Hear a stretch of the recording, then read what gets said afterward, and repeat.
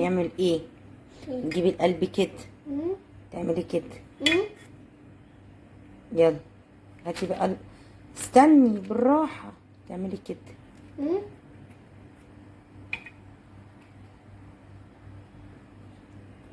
يلا لا استنى، خدي يلا اشتغل.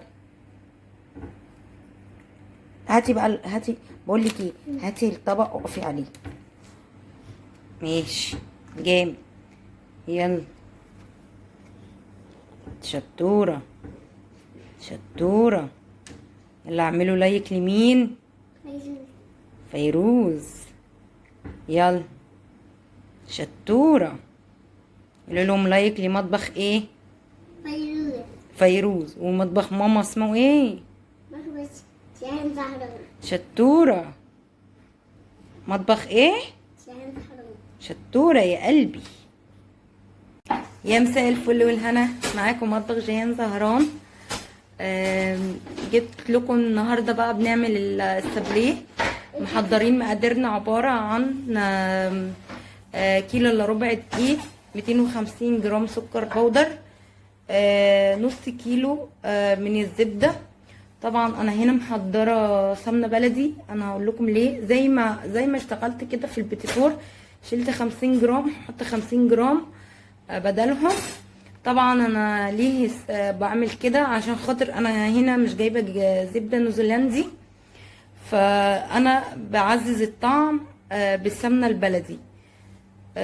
طبعا الزبده النيوزيلندي دلوقتي معديه بسعرها، فخلينا بقى نستخدم اقل التكلفه وما نحرمش نفسينا من اي حاجه. ويلا نبدأ مع بعض. بس قبل ما نبدأ نسمي الله ونقول بسم الله الرحمن الرحيم. محضرة هنا بقى العجانة بتاعتي. انا هنزل بكل المقادير كلها كده. طبعا انا شلت كده الحتة اللي انا هحط بدلها السمنة البلدي، هي ولا من غير ميزان ولا حاجة، بتقدير بنظرة العين. طبعا الست الشاطرة خلاص هي بتبقى عارفة المقدار اللي هتشيله. فانا هنزل دلوقتي هقطع الزبدة وهنزل بيها على الدقيق على السكر. وبعد ما نزلت بالزبدة هنزل بقى بالمعلقة بتاعت السمنة البلدي اهو. طبعا انا اول مرة اعمل السابليه بدون بيض خالص. انا كل سنة بعمله ببيضة، او باخد من عجينه البيتيفور وازوده شويه دقيق بيطلع السابليه. بس المره دي عاملاها بطريقه الشيف احمد القاضي، واللي انا عرفته ان ده اصل السابليه من غير بيض. هنفتح بقى عليها العجانه بالراحه. العجينه اهو بدأ يلم، بس بتزودوا بقى السرعات اهو. طبعا لما بتيجوا تشتغلوا كمان بالزبده بتشتغلوا بيها وهي بره التلاجة عشان تبقى طريه، مش متماسكه قوي كده من جايه من التلاجة تبوظ لنا العجانه ولا حاجه.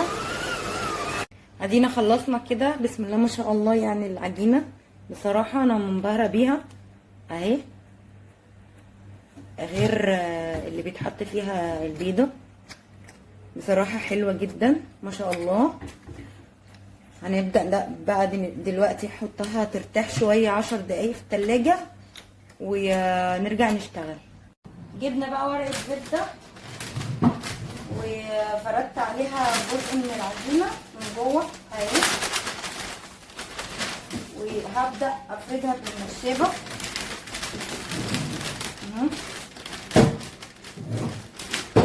سووها كويس. جبنا القطاعه ديت هنقطع بيها. يا رب يكون الفيديو واضح اهو. تقطعوا بقى، اوريكم عشان ما نطولش. تيجوا تشيلوها تجيبوا سكينه تكون عريضه شويه عشان دي مضايقاني اهي.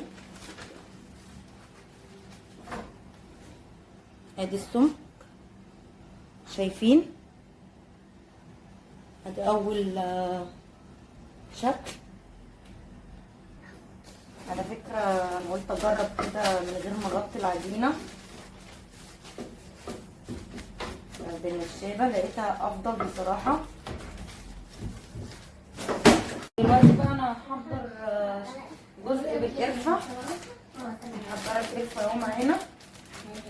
نجيب معلقة وناخد جزء كده من القرفة اهو، ربع المعلقة الصغيرة. هندعكها مع بعضينا كده بايدينا. ده كده الطعم اللي بالقرفة. وخلاص هشيل القطعة دي، هشتغل بقى بالقطعة دي. نعمل شكل كده من كل لون اهو.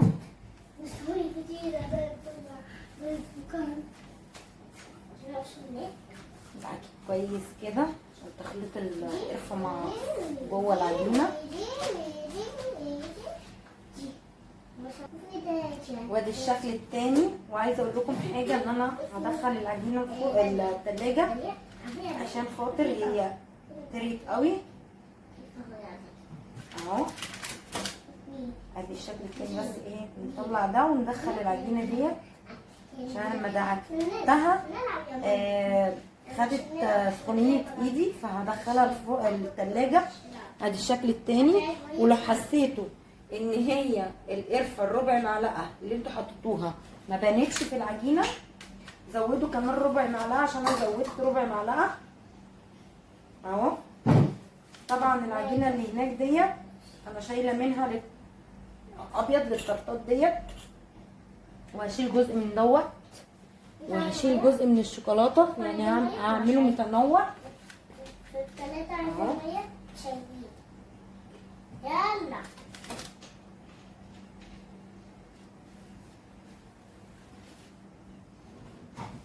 هنيجي بقى للمرحله بتاعت الكاكاو. هنحط كاكاو.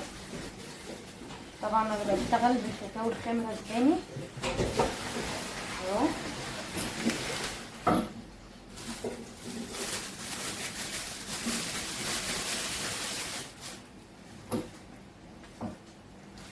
حطي بقى زي ما انت عايزه كده، معلقه كبيره. ممكن كمان حطي حته زبده لو عايزه زي كده اهو. هو خام قوي، فانا هجيب حته زبده كمان. اخد حته زبده كده اهي صغيره، عشان خاطر الكاكاو اللي احنا حطيناه زياده دوت. ودعكيه بقى ودخليه التلاجة عشان ما يبقاش طري قوي، عشان تعرفي تفرديه، عشان هياخد سخونية ايدك فهيبقى طري اهو.